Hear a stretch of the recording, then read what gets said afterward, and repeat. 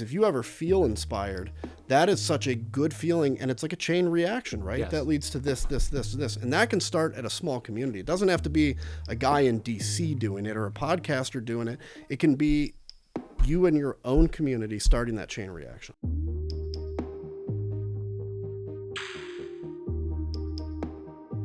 Did you fly?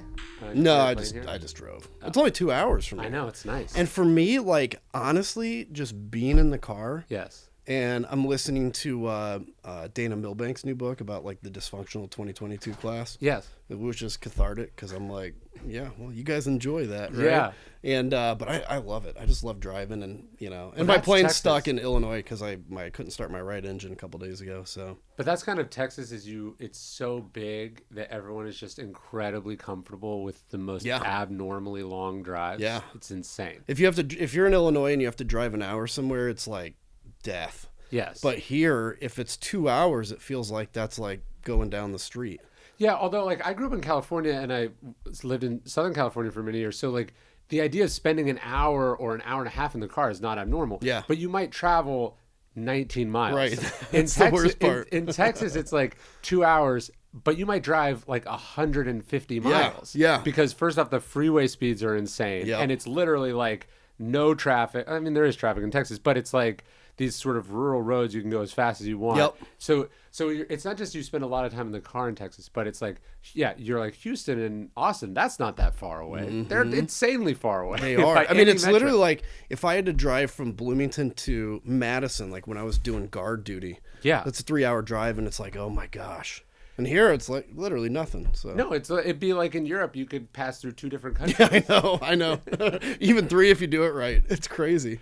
Yeah, you just get the normalization of it is crazy. And I wanted to get like an electric truck, and I was just like, I'm not sure it actually makes sense where I live, because every couple weeks you're like, oh no, I gotta drive to Dallas. Yep. And you're just like, it literally can't make it. Yep. You're gonna have to use the other car, or you're gonna have to find a charging station and sit there for 30 minutes. So it's good in the city, but not when you're driving really far. No, it's just crazy. But have you driven across Texas before? Yeah, part. Like usually I'll do like the 3-hour thing. Like I haven't gone out to like Midland or anything. Yeah. That's tough. No, that's I mean, Beaumont to El Paso is like 900 miles. That's insane. Yeah. That's insane. That's how far it is from Illinois to go to vacation in Florida.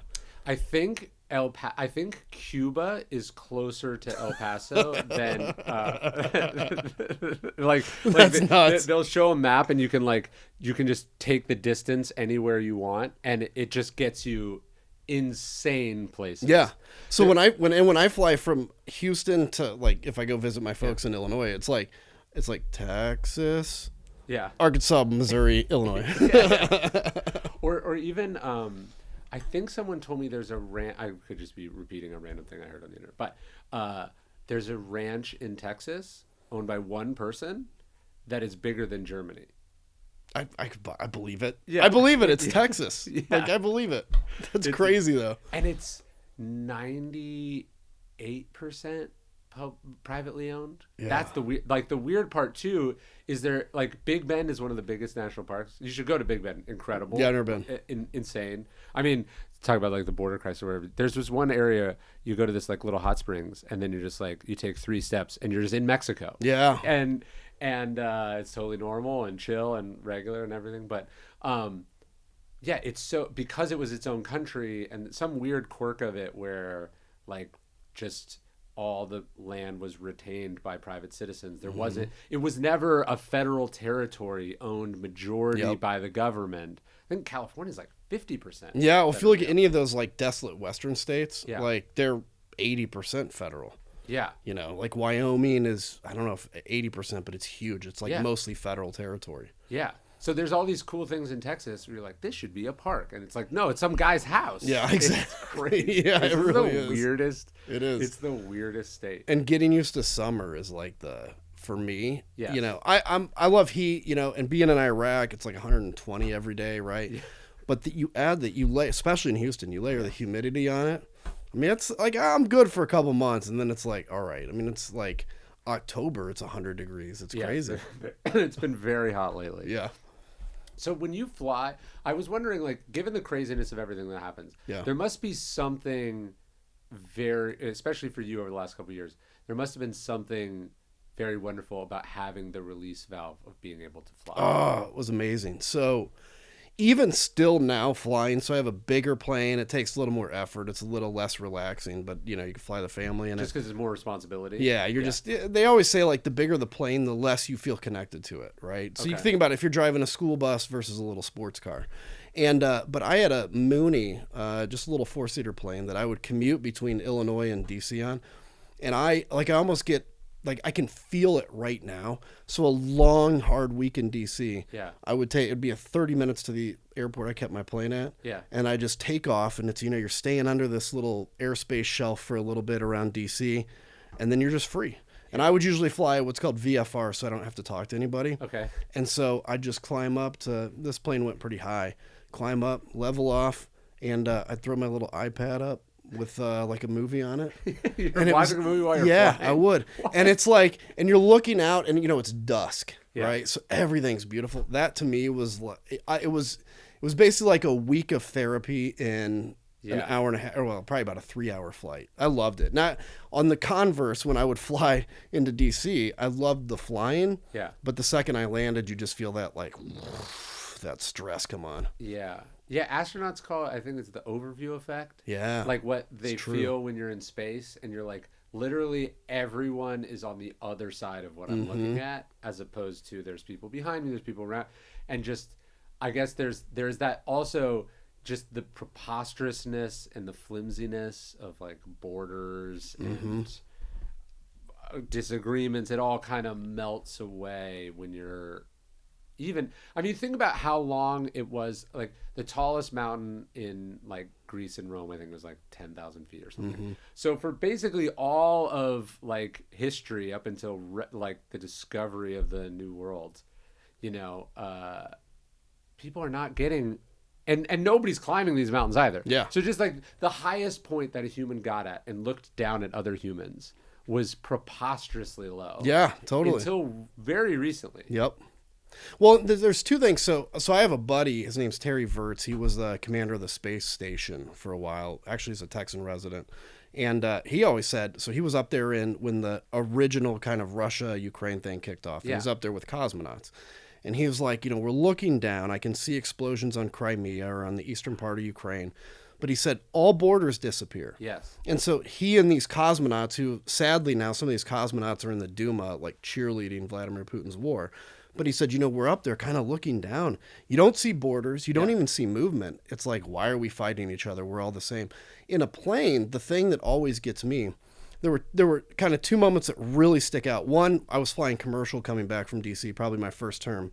And I look out the window, and I just see nothing but lights out the window. I think we were flying over Indianapolis. Yeah. And I'm looking at them like, there's probably 100,000 people that I'm seeing.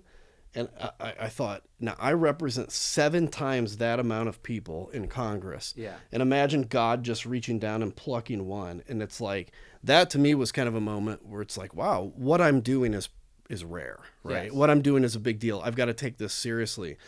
And the other You're thing, responsible for all those Yeah. lights, for representing the interests of all of those lights. yeah, and whether they know it or not, they're kind of relying on me to do that job, even if Yeah. they don't like me, Yes. right? That they're like, you're our guy, you're our only connection.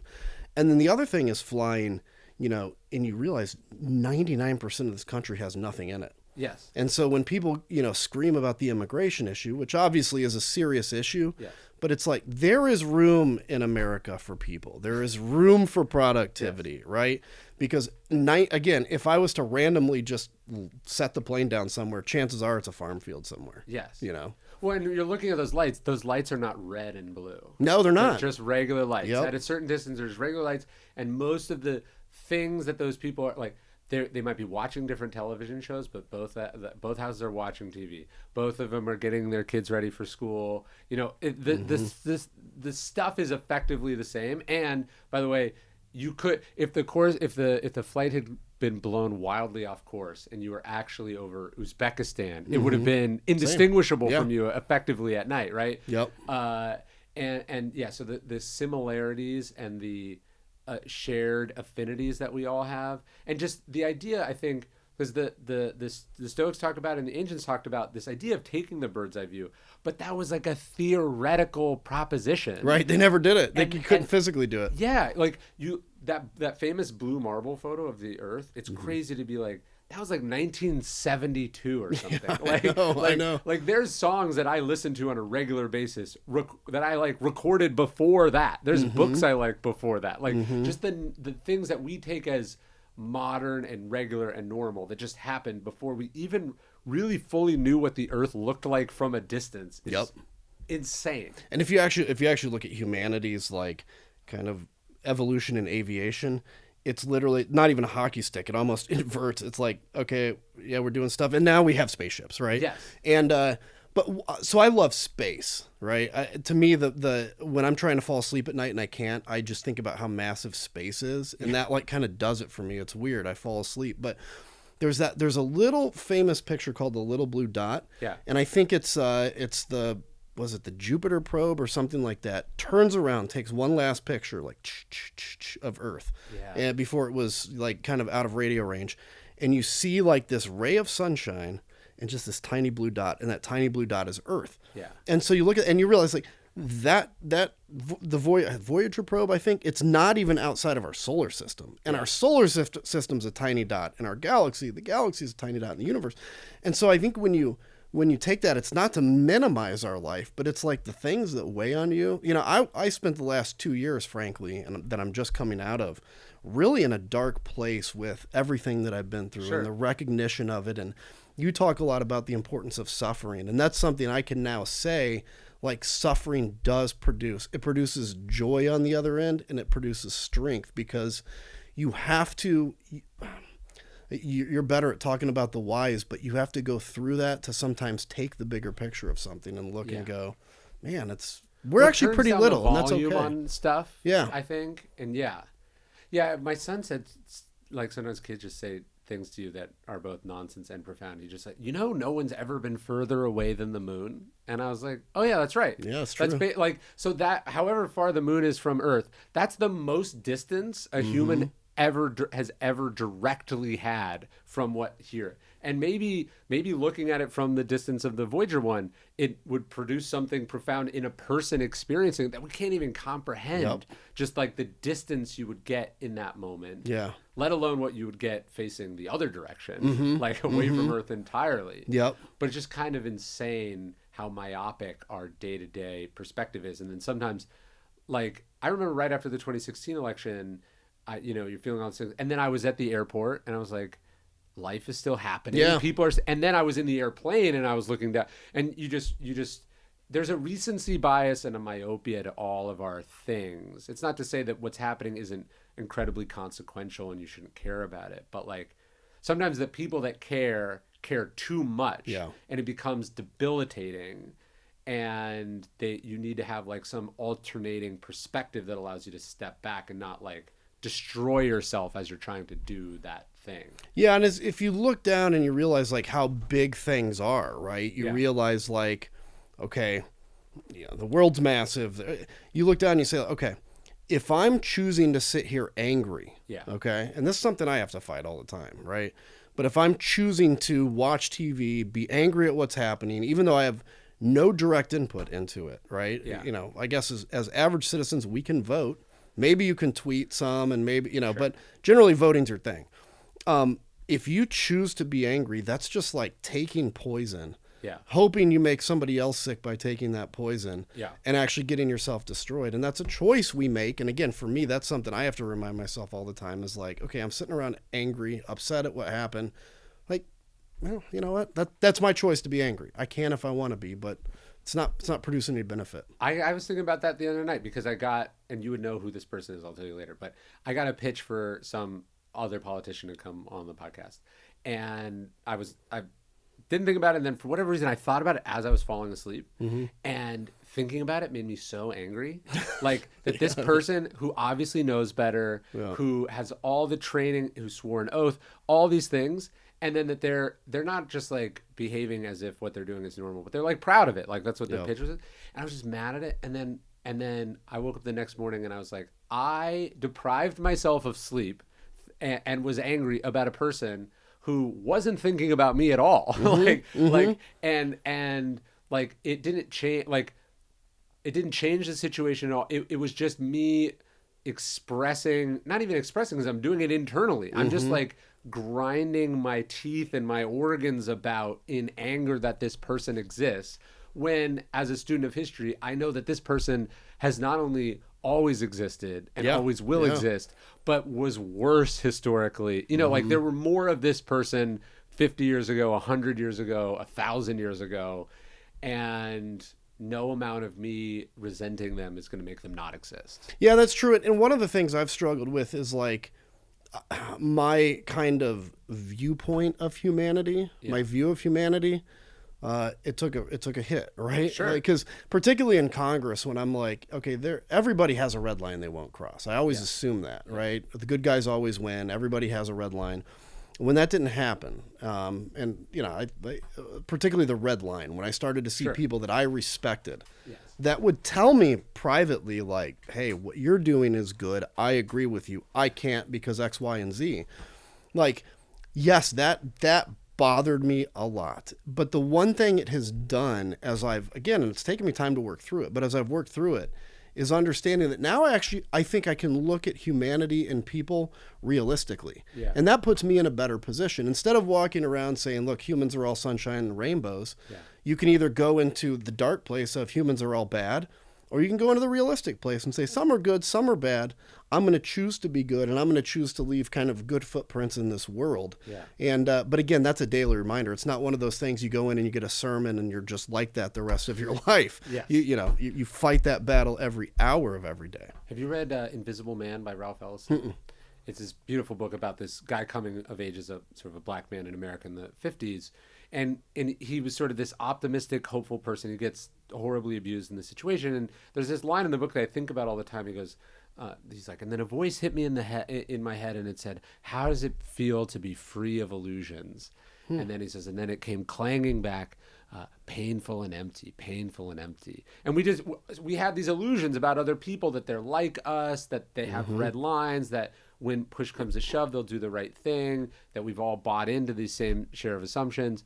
And that can be comfort in the moment, but it's not really based on anything real, and certainly not based on a historical fact. Like if you look at the horrible things humans have done and why we have the safeguards and guardrails we have is because we've always known this to be true. Yep.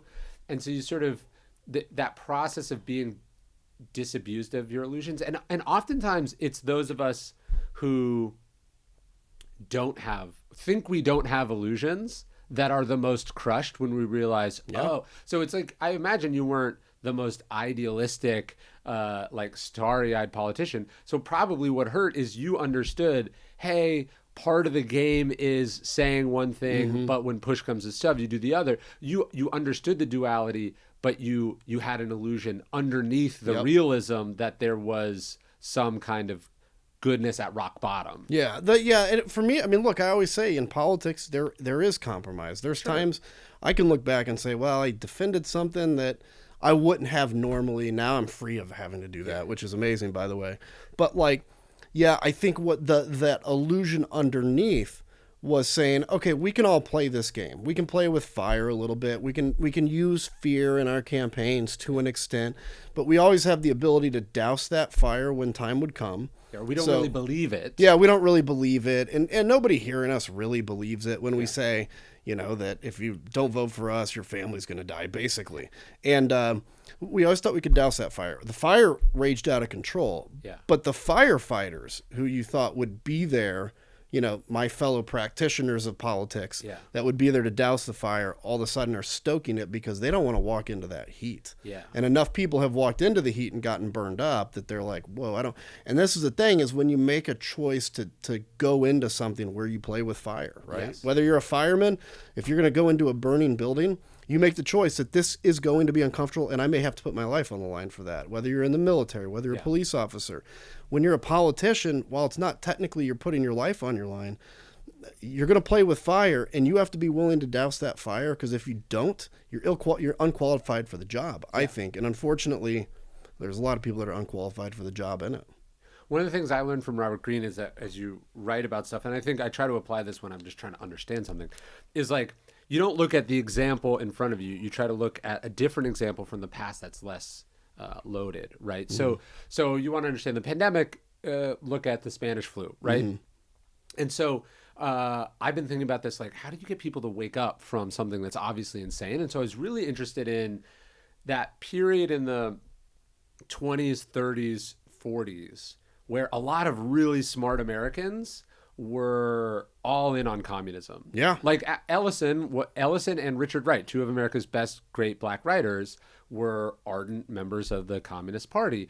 And I can be sympathetic to that. I mean, there were like capitalism obviously broke in the 1920s, or we wouldn't have had the Great Depression, and we didn't have the government safeguards that we needed. The system was not working. And I can also imagine if you're a black American anytime in the 20th century, let alone before, you're going to be skeptical of any system of belief that or system that subjugates you and people like you, right? So there are these communists, and then they both kind of eventually wake up from it. Richard Wright goes more in the, well, he actually kind of believes in it more, but believes it was betrayed by the, like that it wasn't pure. He was like Stalin wasn't a true communist. He was using and abusing the stuff, which you could maybe make an argument for. And then Ellison just has more of a just general awakening and sort of goes more staunchly anti-communist. But there is precedent, I think, for people getting incredibly caught up in something, believing in something that is complicit or directly involved with unimaginable horrors and excess and seems inexplicable in retrospect. But it's such a hard, the process, there's not some moment where it just all becomes clear. For most people. I think that, look, when your engine's on redline, and so when you're a revolutionary, when you're a radical, when you're whatever it is, like you're every day you wake up with this emotion and this anger and this, like you put your engine on redline. I mean, like any car, you can build the best German-made car, and you put that engine on redline long enough, and eventually it's going to blow. And I think that happens here. It's like your exuberance of your youth, right? Or whatever it is. You look at the 1920s, and I'm glad you brought that up because the parallels to today are kind of eerie. And you can see cycles of humanity in this. So in the 20s, you had the rise of the Ku Klux Klan in the Midwest, right? I mean, 2 million people. Like a whole state. Like, what's his name wrote a book about, like, 20% of Indiana was in the Klan or some insane number. Yep. In fact, in my old district in Princeton, Illinois, they were rehabbing a theater. And they brought me into this room and showed me some of the stuff they found as they were rehabbing it. One of them is an invitation to the big Ku Klux Klan rally in Princeton, Illinois. I mean, Truman joined the Klan in the way that he joined, like, Kiwanis and Knights of Columbus. Like, it was just a group. I mean, it doesn't excuse it, but it was so commonplace and seen as so not abnormal in some areas that it was like a social club, which obviously was a murderous, horrendous terrorist organization, but that's how widespread it was. It's insane in retrospect. It is. And so you look at like that, but you also looked at in that time when people felt very disconnected from the federal government, you had the rise of, I may get the organizations wrong, but the similar is like the rise of the Kiwanis, the rise of Rotary. Yeah. It was these community groups that are like, we feel so disconnected and angry. And, you see that anger, but they also took matters into their own hands. And so in the political system today, I always look and say, look, because people ask me, is there ever going to be a new party? Is there a centrist party? Is there whatever? And I go, well, look, I don't know, but I know this. In the Bible, it says, if nobody worships God, the rocks will cry out. Okay. Yeah. In politics, it's the same. If you don't feel represented for long enough, or you feel disconnected, something will organically rise up to fill that void, because that's what we as Americans have done. And I think probably not just Americans, but humans do, to fill that void. And so you have a lot of anger right now, a lot of division, but there's a lot of alienation. Yeah. And that, my hope is that alienation is the thing that ultimately leads to, in essence, our salvation for another 70 years till we go through the cycle again. Well, yeah, the problem is when there's alienation and dysfunction and dissatisfaction are very ripe territory for demagogues. And that is a historical fact. And we are always at the mercy. Large groups of people are at the mercy of singular, ambitious people with no moral compass. Who can, like, there's a hard truth you can give a group of people, or there is a pleasant fiction you can give that group of people, and naturally the latter is more profitable and easier than the former. Mm-hmm. And I think people, probably most of the people watching or listening, and certainly you and I, could not imagine basically disconnecting ourselves from morality to do that. But if you did, if all of a sudden you decided that you had no moral compass, you just wanted to rise to power, you have a big following, you could probably find a way to begin to slowly change, to manipulate, to stoke anger, and to rise to some kind of power from it.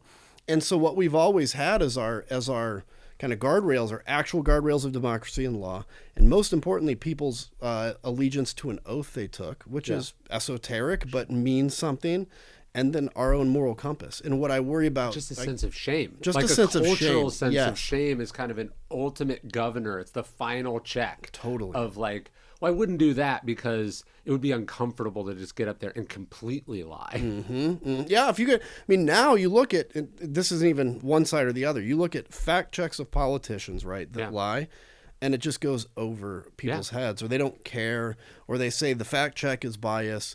Like, I remember a time, I'm only 46, but I remember a day in which if a candidate or a president was caught in a lie, they would have to apologize for it, right? Or come up with some version of an excuse, not because they necessarily felt like you said, but it was like there's a shame that overtakes. We don't want individual shame. I mean, there's healthy individual shame, but as a society, shame is what keeps people in line.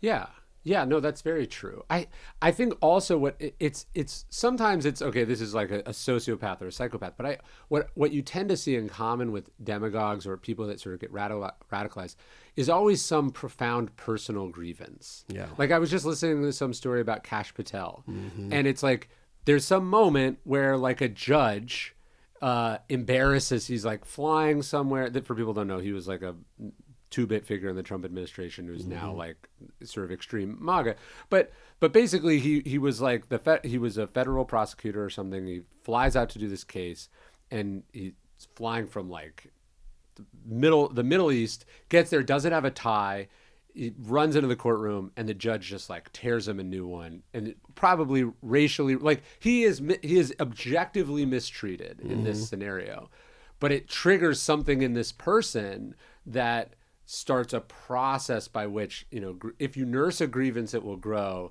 If you process it, if you don't allow it to touch or degrade you. And so there's often this kind of moment in these political figures where they were humiliated or mocked or not accepted. And then that allows them to rationalize all of the absurd, because they've made this, instead of interacting with individual people or society, they're interacting with this like nefarious force, and it allows them to justify saying and doing effectively anything to get what they want. Yeah, and I don't know if we want to go this deep, but like when I think of what's happening to young men today, look, in my definition, masculinity is, you know, being in touch with your emotions, fighting for causes, right? Bigger than yourself, defending your family, defending the defense list. That to me is like the most masculine thing. I think you've just defined Stoicism in my view. Yeah. But not what people think of masculinity or of Stoicism.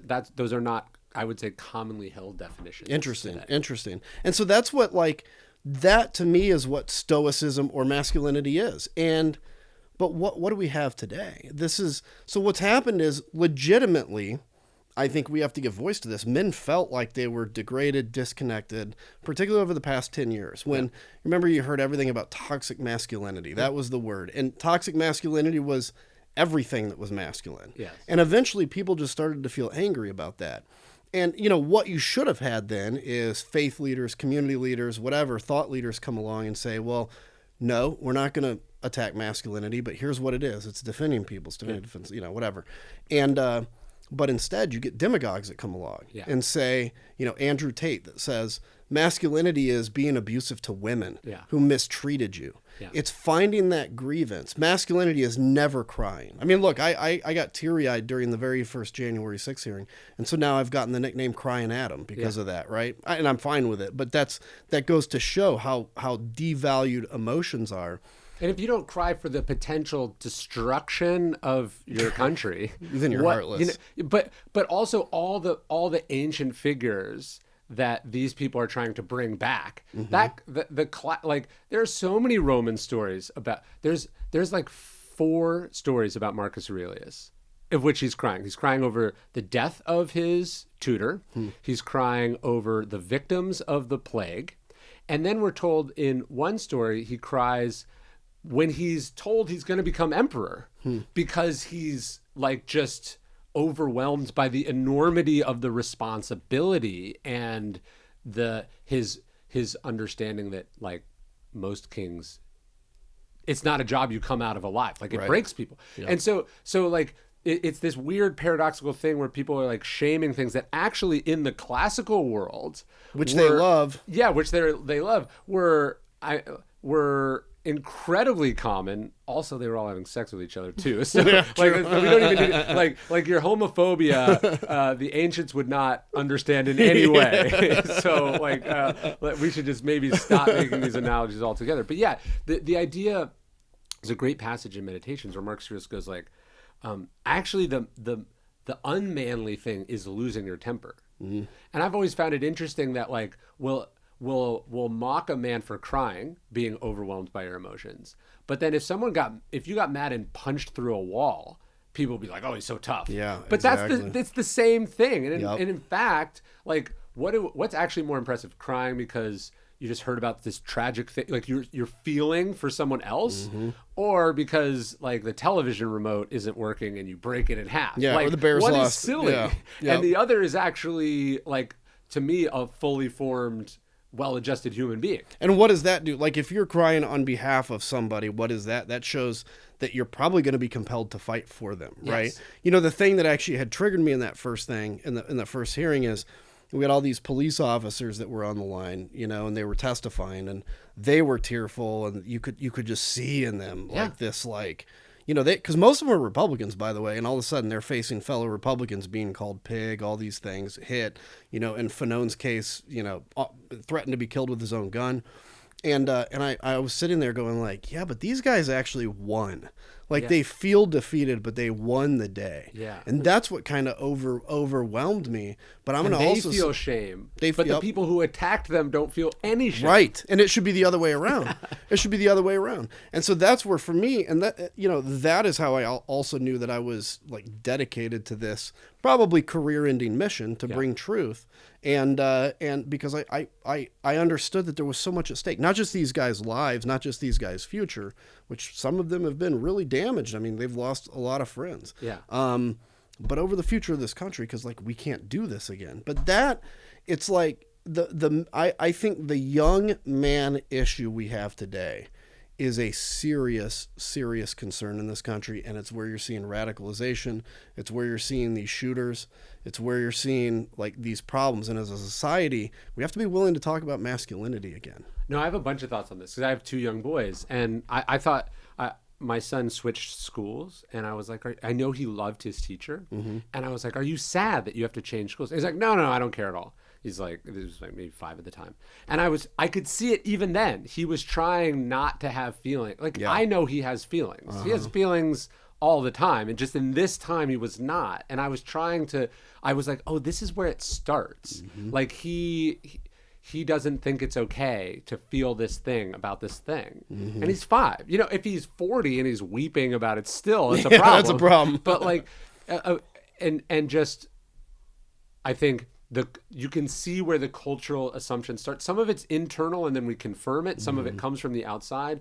But yeah, we don't learn to process our emotions. And then one of the things I've tried to understand for young people and old people is like the world is confusing and overwhelming. Like just period. And then our modern world. I mean, just all the like look, for basically all of human history, gender was gender. And now it's more complicated. I don't have a problem with that, but it's a lot to keep track of. It is. There's new words that we use for things. Also, we have more information than we've ever had before. There's more people than have ever.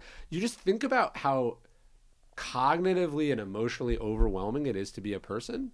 The idea that you could survive that as a man or as a woman with the emotional toolkit of your parents, let alone right. like historically, is insane. You Yeah. need a different set of emotions to be able to process and make sense and handle it. Like, our world demands a level of sensitivity that is new and unprecedented. I think great, but it's a lot. And so if people aren't actively taught that, and then they're shamed for not having it, or they feel inferior for not having it, becomes this kind of wicked feedback loop where you have like a have and have nots, in the sense of you have people who can cut it and people don't. It's like they talked about the digital divide, remember, where it's like people who grew up with the internet, people who didn't. People who grew up in a stunted emotional environment, if you grew up and Fox News was telling you always that the world's falling apart, that there are these other shitty people, blah, blah, blah, and your dad was like, shut the fuck up, you know? Like, how are you supposed to operate in a workplace where, like, because you didn't say please in an email, or you put 2 exclamation points, you've hurt someone's feelings, you're not gonna be able to handle that. Like, so true. You're not gonna be able to handle it. It's gonna be fucking hot. That's so true. And you know, the best thing about when society like makes leaps like this, you know, you can call them good leaps or bad leaps, but they're leaps, is you have to have discussion. I think conversation, discussion, openness and talking about it makes a big deal. And so, you know, I think we're now at a point when it comes to the gender issue where people feel free to talk about the confusion behind it. There are people that, you know, maybe are less sympathetic to it, that kind of kept their mouth shut, that are now talking, people more sympathetic. And so I think we're kind of coming to a place there where it's more respected in the discussion. But like, you look at racial issues in this country, the one thing you can't talk about without being scared to death of what it's going to be is like racial issues, right? Sure. That's the thing you never can talk about. You can never talk about it. And discussion, like good discussion, not television news discussion, that's the way for society to come along, for people to like emote their own feelings, to kind of come to a conclusion. You know, like with the gender issue, it's like, does it really affect you if somebody changes their gender or they want to be? No. Like, does it affect your life? No.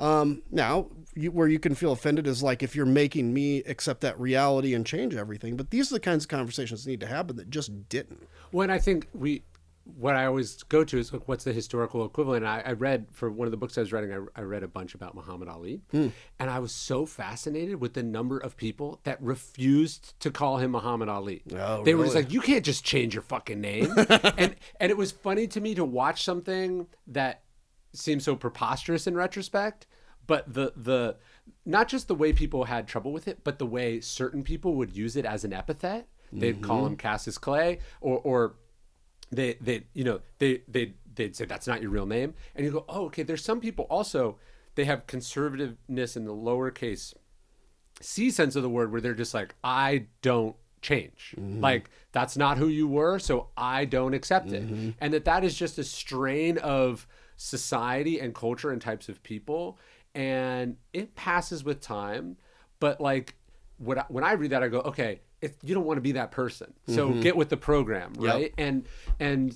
But you have to have an emotional acuity to deal with that, unless some grifter or demagogue comes along and actually says, no, that's bullshit, they're making it up. Yep. You're actually heroic for not saying it. And so there is this part of it where that energy, that resistance to change is human and timeless and real, and in some ways understandable. That's not to say it's okay, but you get it. And then there is this strand of person that says, I want to tap into that. Instead of, hey, I want to help those people get from here to there. They say, no. And I'm sensing they feel shame, and I'm going to tell them actually that the other side is the shameful one. Yeah. This is where leadership is so important, and not political leadership necessarily, but leadership anywhere. Everybody, you know, if you could be a frontline manager at McDonald's, you could be a cashier at McDonald's, you have leadership roles. And what you see is everybody's got their own fears. They've got their own, shortcomings, things they're concerned about, shame. If you reflect that back to them and show them that they're right, then, by the way, that's a very powerful technique. Yes. It's a dark technique, very powerful. You can manipulate people easily with that. Yeah. The question is, do you want to be the kind of person that leads people to that dark place where maybe they follow you, maybe they listen to you, but they feel worse about themselves, they turn against society, they hate people? Or do you want to be the person that can show, like, it's okay? The best example I can use of this is after January 6th, I'm a military guy, obviously, and one of the things that really I struggled with, I had almost not real PTS, but sort of from it, was seeing all the uniforms or the people wearing camouflage, on the steps of the Capitol that day. Yeah, that they either they were play acting, or in some cases they were overrepresented. Yeah. Sort of veterans and police officers and such. But that they were stealing the iconography of certain things. Yep. And to me, it's one of the ones that I like. The weaponizing of the American flag really disturbs me. Yeah. I think the blue Lives Matter flag, or the thin blue line flag, is so fucking disturbing. Yeah, I agree. It's like, first off, it's like, okay, so some guy was murdered by the police and we all saw it. And most of us were like, this is horrible. This shouldn't happen again. And then there was a group of people that said, I want to double down on the police. And I say this as a person whose father is a police officer. I have no problem with the police. But I'm saying, like, if you watch that and your sympathy is with the person whose boot is literally on someone's neck, that's weird. Yeah, that's a weird choice to make. But the idea that the police are this thin blue, like that the citizens are chaos, that there's a criminal element that is almost the majority, and then there's these good people over here and the police are this line, is such a fucked up view of society. It really is. And that as a symbol, like, I want to put that on my truck is and then I think what gives the energy to that is the underlying menace of it. Yeah.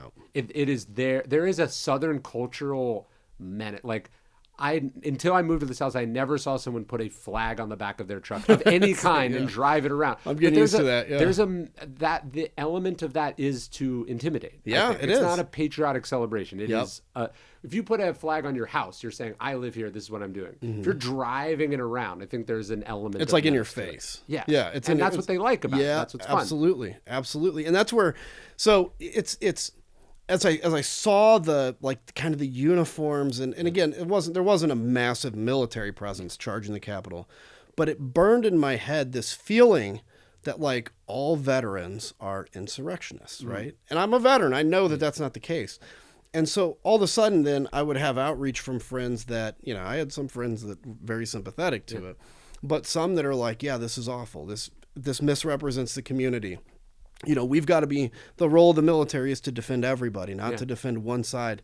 And it was when I would see in my own life, those people that would say those things to me, that was them not reflecting my fear back at me. That was them absorbing my fear and showing me a different side, which is like, there are people like us out there. Again, the old Bible story, and I don't even remember who it is, but, he wouldn't bow the knee to Baal, and then, God shows him there's 7,000 people that won't bow with you, right? Yeah. You all of a sudden realize you're not on an island, even if you feel like you're on an island.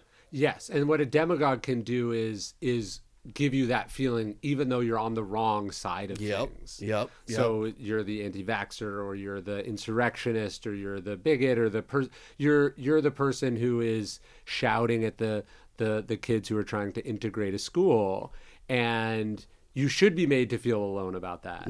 But a grifter, a demagogue can say, no, a lot of us are uncomfortable with this too. Here's a community. Yeah, and then let me amplify it. And like this is the definition of what J.D. Vance is doing in Ohio. It's like, look, it would be weird if 20,000 people and weird is the wrong word. It would be noticeable if 20,000 people of a different country and race moved to a town that doesn't get a lot of immigration because it's smack dab in the middle of the country. So you're going to have feelings, and we have all sorts of feelings as human beings.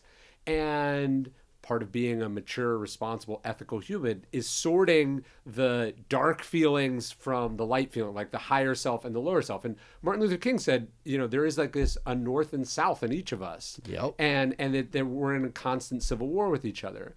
And yeah, you're right. Leadership is appealing to the better angels and to help you transcend those feelings.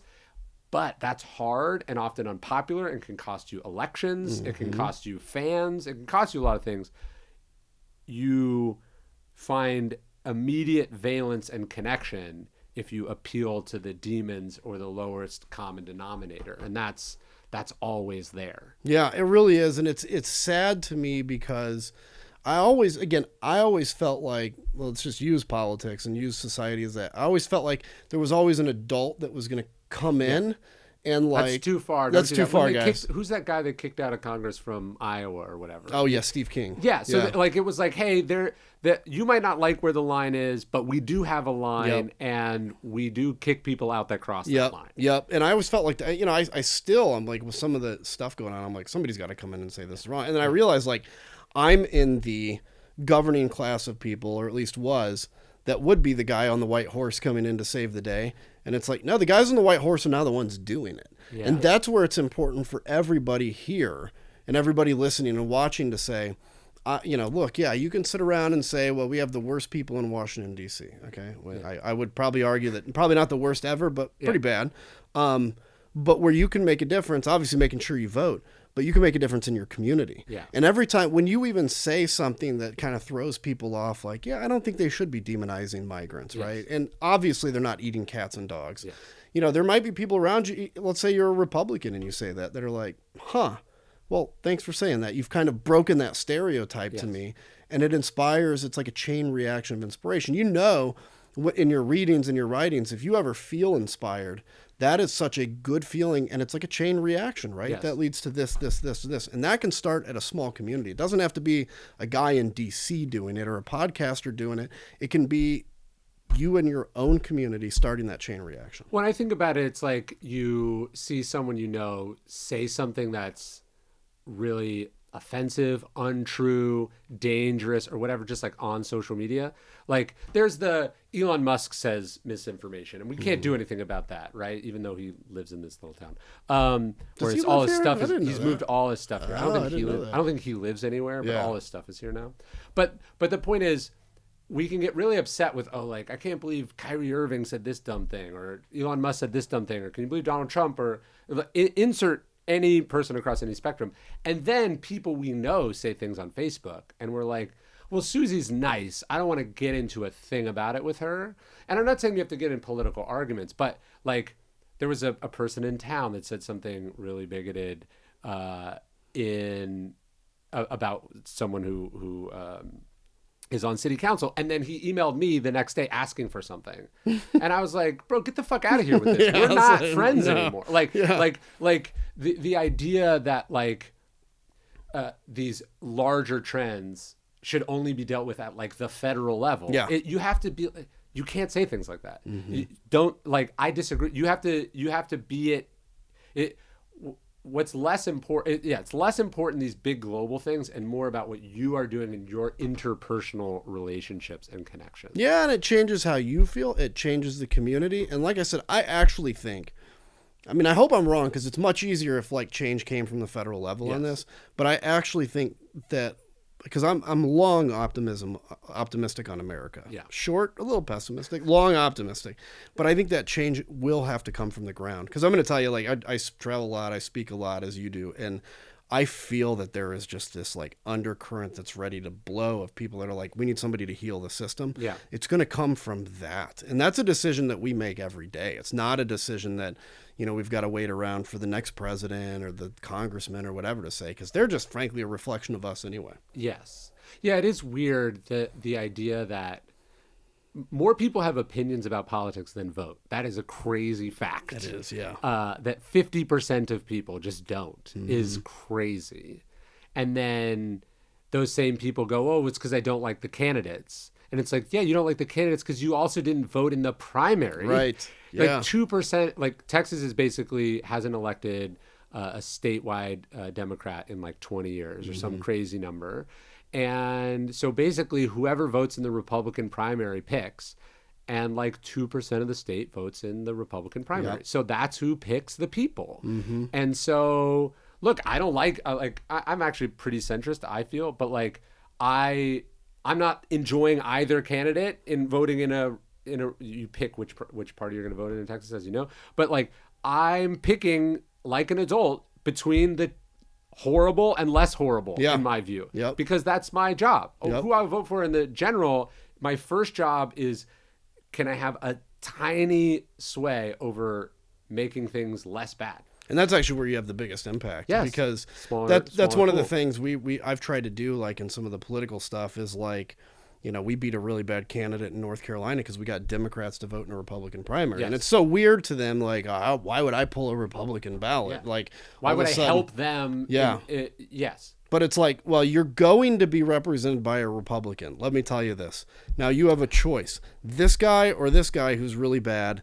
And it's like, okay, well, I guess if I have to choose, it would be this guy. Yeah. But that's what voting in a primary does. And by the way, then if you vote in a party that's not yours, you throw off all the political, like, surveys and stuff. And it's awesome. Yeah, yes. It's awesome. Yes. And then you start getting all the mail. It shakes the very predictable machine and the logic of it totally. Yeah. There's Mark Aurelius writes in Meditations, he's like, stop fooling yourself that you believe in Plato's Republic. Or he says, stop fooling yourself that you live in Plato's Republic. Mm-hmm. And it's like, we don't live in a perfect system. Sometimes you got to make unpleasant decisions. That's what being an adult is. It's choosing between this delayed flight and this long ass drive. Mm-hmm. Welcome to life. Mm-hmm. You know, but then people think politics is like something different, you know, and first off, you have to participate, which most people don't do. There was an election here, again, for city council that was decided by 2 votes. Wow. That's one couple. Yeah. Like one couple didn't get up and vote, and it would have gone in a different direction. And then, by the way, a huge percentage of the seats are, unopposed. Mm-hmm. And so the participation is first and foremost. And then when you participate, holding your nose, because that's what being an adult is. Yep. Well, I was doing a newspaper in Houston interview yesterday, and I'm supporting Colin Allred in Texas. And I was going to say, you do have the lucky privilege as a new Texan to now vote against Ted Cruz, which is our great honor and obligation. That has been my dream since I was a baby. Okay.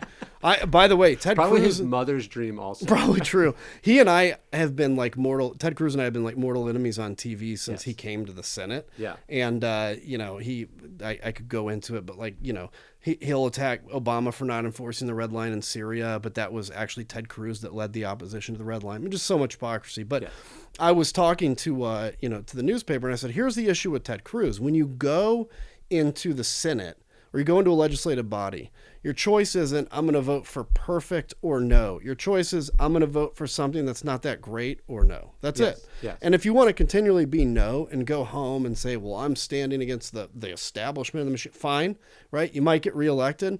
Maybe people know who you are. He's famous, but you're a terrible legislator. You're a shitty legislator if you never come to yes, because there is no perfect answer.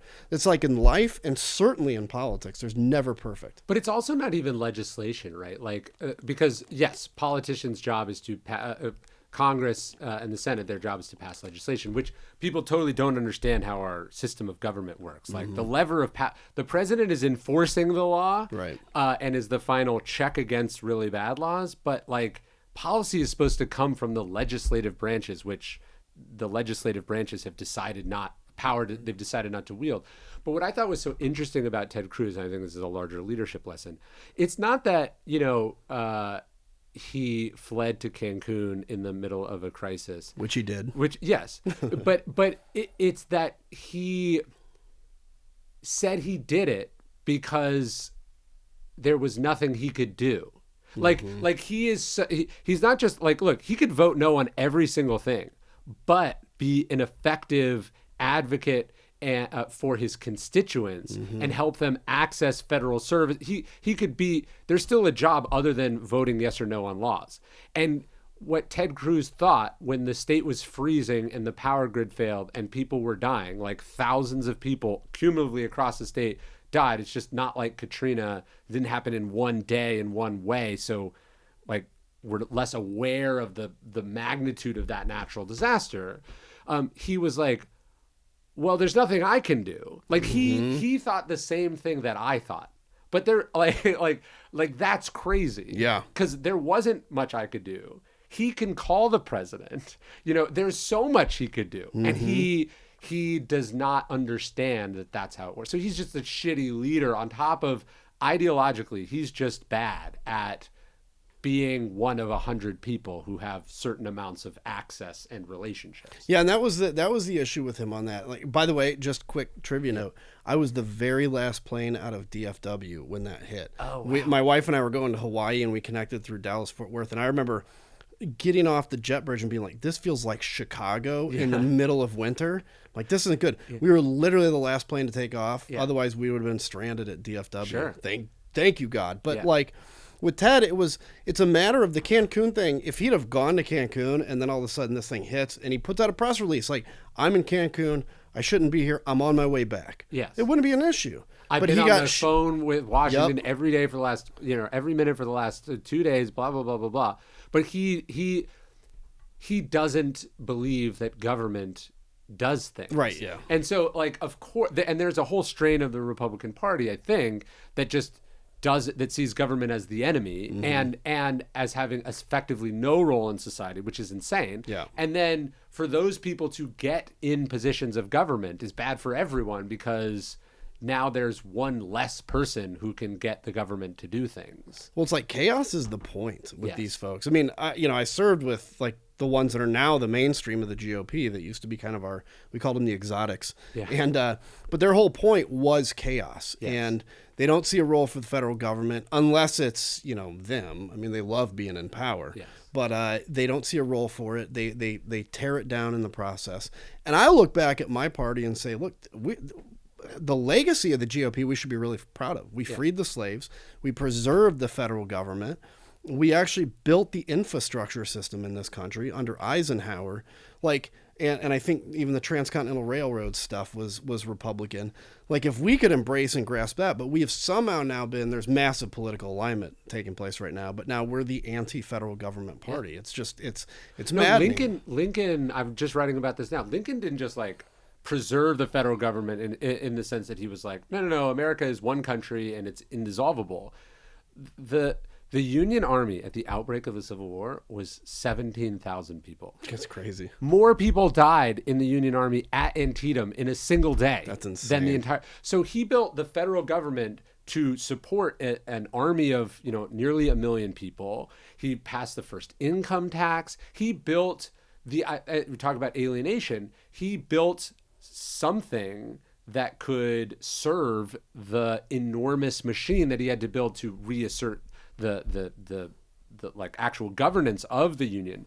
But like the number of things that didn't exist that had to exist at the end of it is incredible. And the other thing he doesn't get like any credit for, that if Republicans truly understood their legacy would do, he passes the Merrill Land Grant Act, which is the act that we talked about federal territory, gives huge chunks of federal territory, like Cornell, A&M, all the A&Ms, the entire University of California university system. All of these schools are built on grants that the federal government gave to the states to give to colleges, which built us as the technological powerhouse, which Lincoln understood. He's the only president that had a patent. Oh, I didn't know that. Yeah, he traveled from Illinois to New Orleans on a flatboat, and they get stuck at one point. He's trying to figure out how to get the flatboat unstuck from these rocks, and later invents this thing that would like float the boat up above things. Whoa, that's cool. Then he walks home. So like, Lincoln just had this understanding of America and science, and it's not what people don't understand too. The main thing that Lincoln understood, and a lot of the early Republicans did, and I guess the Whigs too, there was one party, basically the Southern Party, that said like, we just want to own slaves. We want to be left alone. We don't want to support any kind of federal infrastructure that's going to come from our taxes. And the more Western and Eastern people in the United States were like, dude, someone's got to dam these rivers and build canals. And Lincoln wanted to create, like, Lincoln was a big believer in large federal works. Yep. And that is actually the genesis of the Republican Party, and which is utterly disavowed for this nonsensical kind of libertarianism, like for the Texas independent energy grid that can't withstand storms. Like, the Republicans are supposed to be a party of building and making and wielding an effective federal government. It doesn't have to be huge, but it should fucking do things. Yeah, it should. And we did. So I would travel a lot as a congressman, and I went to Australia one of my last trips in Congress, and they've basically kind of set up public-private partnerships on their ports. Yes. And it's like, that's the kind of stuff we should be thinking through, because what do they do with those infrastructure? With that, they actually make money on that port that they invest in their basically Social Security. Yeah. Their Social Security is running a surplus, and it's like, that's what Republicans should be, is this kind of innovation on this stuff to get more dollars for infrastructure. Actually, so I lived a quarter of a mile from the I&M Canal. I think it stands for Illinois and Michigan Canal, which Abraham Lincoln was part of building. Yeah. And it was built in the 1840s, so he was a lawyer, I guess, at the time.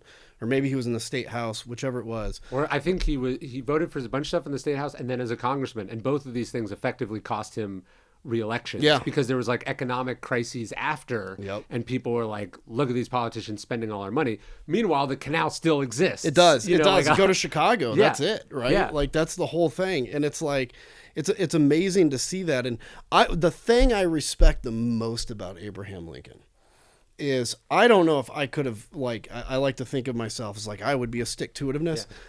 He every day got the, whatever, I guess, telegraph at the time of the casualties of every battle. And he sat there, I guess, in the basement of the White House or the executive building, like, stewing over this for 4 years. Yeah. And I would have had advisors come to me and say, listen, let's just enter negotiations with the South, right? We'll do fine as a northern country. We'll live at peace, Canada, United States. It would have been hard for me to say no to that, right? Of course. Of course. And there's a couple. So there's a story I tell in the new book where as Kentucky's sort of wavering, this Kentucky politician visits Lincoln, and then he says, anything I should tell the people back home in Kentucky because they're worried. And Lincoln gets up, he's like 6'4". Yeah. And he's like, you tell him there's a man in here. I just fucking love that. That's like, awesome. What he did was he had like sort of stones. He had a commitment. Mm-hmm. And then he wasn't as radical on these things as people thought maybe he should have. And there's this exchange between him and Frederick Douglass where Frederick Douglass says, my problem with you is you kind of vacillate on things. Mm-hmm. And he says, look, you can say whatever you want about me, but that is not true. He was like, I might be slower than you want in doing things, but once I decide them, I never go back on them. And so I think what Lincoln understood, even on the slavery issue, was like, look, if you do it too early in the war, public support will evaporate. So he does it in this kind of iterative process. Yeah. But he understands, and Spielberg does this well in the Lincoln movie, that it's about moving forward and then not allowing any backsliding. Mm-hmm. And that he understood that as much as he wanted the war to end, if he ended it at the wrong time, he would have to undo the promise of the Emancipation Proclamation and the promise that they made to all these black soldiers.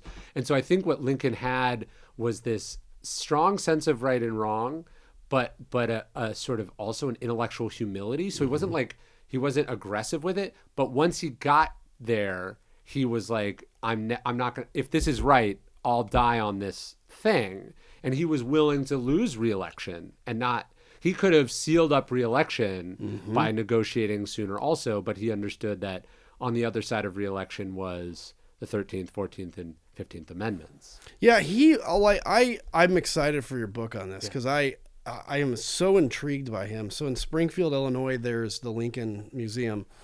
And when you walk in, I don't know if it's still there. It was there when I was a kid. You see like a picture of Lincoln every year he was president. Yeah.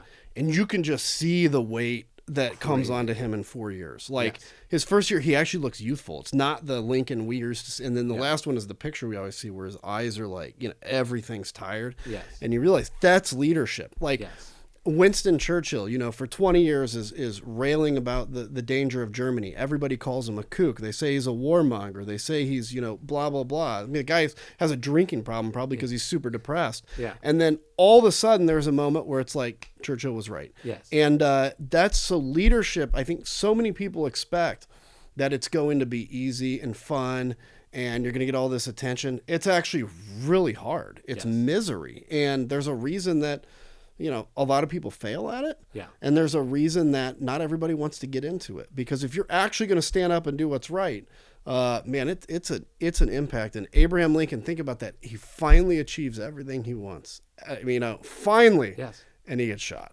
Yeah. It's like, dude, but he's the hero, right? Yes. He's as America, we're like Abraham Lincoln. Yes. It's crazy. No, it's unreal. There's a book I'll give you in the bookstore called Lincoln's Melancholy, and it's about he basically has crippling depression his whole life. Yeah, and so they think like he was just kind of at this lower tuning than everyone else, and that this was horrible for the first 50 years of his life, or a slog. But then in this moment of extreme passions and despair and also exuberation, this sort of oscillating, he's kind of got this kind of dysthymic even keel that allows him, he was like superhumanly incapable of losing his temper or taking things personally or reading too much into things. There were so many moments that it looked like it was lost, but he kind of stuck. He's been miserable his whole life. Yeah, right? Like, well, and just the sheer amount of. I mean, he buries a kid in the White House. Like just so there is this levity to it also because he was very humorous and like apparently as he brings the cabinet in to read them the Emancipation Proclamation, he first just reads them these like funny stories from a book he likes, and he understood that like you had to have some kind of humor inside of it or you would break and die. That's awesome. No, I'm one of the greatest people who ever lived. Yeah. It's just a superhuman feat. Mm-hmm. And I think about him, and I think about the people that signed the Declaration of Independence, for instance, and I'm like 30. Yeah, and there were kids, and I can't say guarantee, but I pretty much guarantee that none of them thought this was going to succeed. They probably thought this may be a 50 or 100-year project. We're probably going to hang from a tree. The Brits are going to kill us, and like that.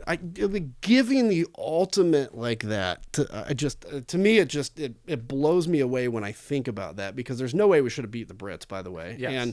And there's no way I would have signed this declaration. I may have fought for the colonies, but I don't know if I would have like signed this declaration. You wouldn't have bet your entire family's fortune on it, maybe. Yeah, I know. Well, and then, I think so. When I saw you tear up at that hearing, what I understood there, and when I think of Washington resigning his commission, or I think of these sort of when I think of the Gettysburg Address, you think of these moments, and there is an otherworldliness to them, and you think of the sacrifice and the earnestness of them, and then for people to play fast and loose with them because thrice married tax cheat from a reality television show is too fragile to feel that he lost an election. Or even let's say you're just very, very pro-choice or very, very pro-life or very, very pro-tax reform or literally insert any issue that you would value that thing more than the most essential thing, which is that the nation lives and that the experiment continues. That you would spit in the face of that. Like I think the most operative moment. The most insightful moment, like Plutarch, the great biographer, looks at these little moments in these great lives of Caesar, who's not all good, and Cicero, Caesar, who's not all bad, and Cicero, who's not all good. He looks at these moments that give you that unlock the whole picture. I think Trump at Arlington, not the most recent one, but where he said, "I don't get it. Yes. What's in it for them?" I actually. Like people say, don't take him literally. I actually think in that moment, he doesn't get it. He doesn't. He literally just, it doesn't make sense to him.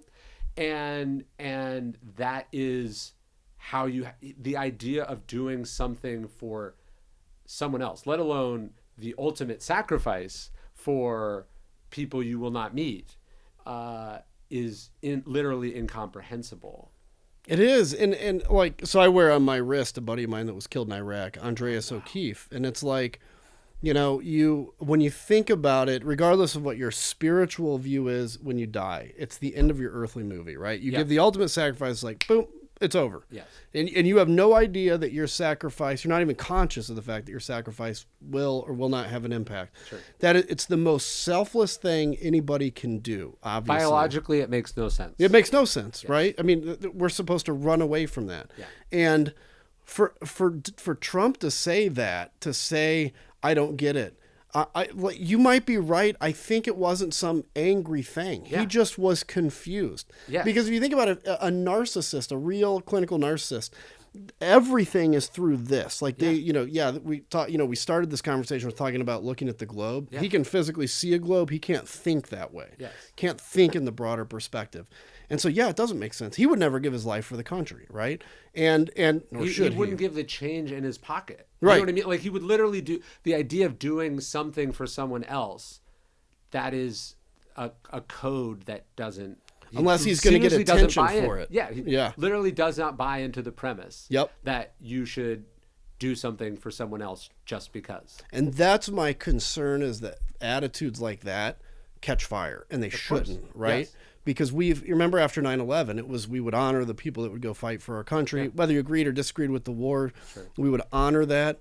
And that is, that's the only way a society can keep its head above water, a self-governing society. Otherwise, you can have a dictator and live a life, but to self-govern, you have to have people that are willing to see the bigger picture, that are willing to sacrifice the bigger picture. Otherwise, you're just a bunch of self-interested people trying to get along instead of having a mission or a cause as a country. Yeah, January 6th is not a problem because it was a destructive riot. Mm-hmm. It was all those things. And so when people go even like, well, what about the riots during Black Lives Matter, which were not good, right?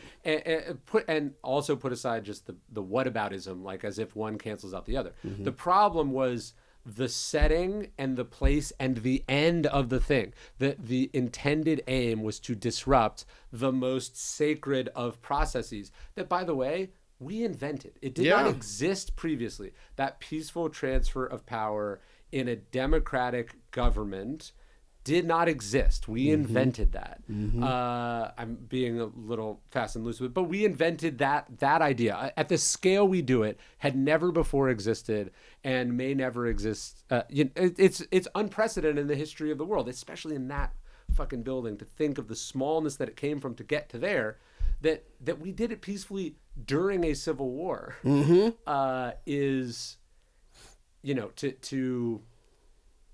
to just shrug that off as whatever you want to shrug it off with because you don't want to have to face something is just a profound betrayal of everything that the country's about. It is. And, you could burn an entire city down, right? Yeah. And democracy can survive that. You burn the Capitol down, or you, most importantly, take away people's basic trust that their vote counts. Yeah. Right? That's all you need for self-governance, is just like, I can vote, that vote counts, the winner wins. That's it. Yeah. A January 6th style riot in March of 2021 is profoundly different than on January 6th, 2021, because it was intended to stop. It was a part of an overall coup. I remember leading up to it, people would go, oh, he's undermining our faith in democracy. No, he's attempting a slow-moving paperwork coup that nearly succeeded. The violence at the end was the punctuation on a series of illicit, illegal acts that were condemned. There's this thing called the Catalan conspiracy in ancient Rome. There is like an ancient Roman precedent that the founders were very aware of, and that's why they set up the process to prevent that from happening. And no one else had ever done anything like it except maybe Aaron Burr and a handful of towns in the South right after the Civil War, as they attempted to, that they didn't like black people being in charge. But other than that, it never happened. And so, yeah, it's a those institutions, those rituals, there's kind of you have to give yourself over to the sacredness of them and get a little weepy about them. So they mean more to you than literally anything else, including your own prospects, finances, and potentially physical well-being. That's why we have an oath, right? Yes. The oath is all about this sacred moment. Nobody can force you to take the oath seriously. Yes. But it's that sacred moment where you say, in kind of a spiritual faith, taking an oath is very sacred, Yes. right? It's, you take an oath to your God and you take an oath to your country in this case. And when you start taking that not seriously, or you start putting your power above it, I don't know how a society survives that when people don't take an oath seriously. And that's where I have worries for this fall, but I think we'll get through it. Yeah, that would be my last question. So let's say he wins the election. Mm-hmm. What is I go back and forth, like, what is a person to do? Because like I've traveled all over. You travel to places with much worse leaders than him. Mm-hmm. And I don't, like, when I'm here, I'm like, I'm not doing enough. What should I do? What would I do if this happened? But then when I walk past, some person in insert country on the street, I'm not like, you're abdicating your moral responsibilities. You just go, this is life. So in Stoicism, there's this kind of sense of like, you try to be a good person. You focus on what you control. You don't think you're the decider. And yet that's also how unjust systems, whether you're talking about segregation or apartheid or, anti-Semitism, that's how they happen, is people just go, yeah, I was French, and then Hitler rolled in, and so now it's Vichy France. Yeah. What do you think? How do you think about that? So when I think about, like, for instance, if Donald Trump wins, I think there will be real damage to the faith of the institutions. Yeah. He'll put people around him that don't have the honor that they frankly had his first administration. And so what I would say to people then, the first piece of advice is stay educated and be aware of what's happening. Yeah. Because there is a chance to resist, not physically, to resist basically destruction of your institutions. So that is be aware, but don't also sit around in your darkness and be angry. Sure. And I have to tell myself this because I angry tweet too much, right? But that doesn't benefit anybody. So you have to be aware. And I would say to people is, look, the country's not going to end if he wins again. I don't think it's going to end. So what you can do is begin to build what happens in 2 years, in 4 years, and in your local elections. Yeah. That's where the real guardrails are. State leaders that are willing to certify an election that they didn't agree with. People like Stephen Richer in Arizona who said, no, here's, he's a Republican, voted for Trump. Here's the vote count. Joe Biden won. So be that kind of person. If, where I do worry is if Donald Trump loses, they've had a lot of time to prepare what this looks like. And I think it's going to happen at state capitals, not at the U.S. Capitol. And I think it's essential that we be aware of that game plan, because that's the only way to stop it. If we all of a sudden, those of us that defend democracy, are surprised by the game plan, we could lose it. Yeah. Again, if an election is stolen legitimately, like if Donald Trump somehow goes to the Supreme Court and wins and he lost, we can't even entertain that, because that would be pretty awful. Yeah. And I think that's that nearly happened. It did. It was closer than people think. It could have happened before January 6th, right? And so had that happened, what do you do when you wake up the next? Like, I'm not quite clear, and I would love a book or a really important thing. I would love, what is the obligation of your ordinary person in that scenario? Well, I think if an election is legitimately stolen, and this is why Donald Trump's kind of rhetoric on it is so dangerous, then I think it's a responsibility of a citizen to ensure, physically if necessary, that election isn't stolen, right? Yeah. We have to, we revolted on the basis of not having representation. And that's what's dangerous about what Donald Trump did, because he convinced a significant amount of the country that an election was stolen that was not. Yeah. And honestly, if it was stolen, I would have been there on the Capitol. Sure. I was on the Capitol, but in a different capacity. Yeah. And so, I think it's ensuring that you're building the local structures, you're building the state structures, and ultimately do what we have to do to defend this country. Yeah. All right. I'm going to show you some books. Yeah. Go next door.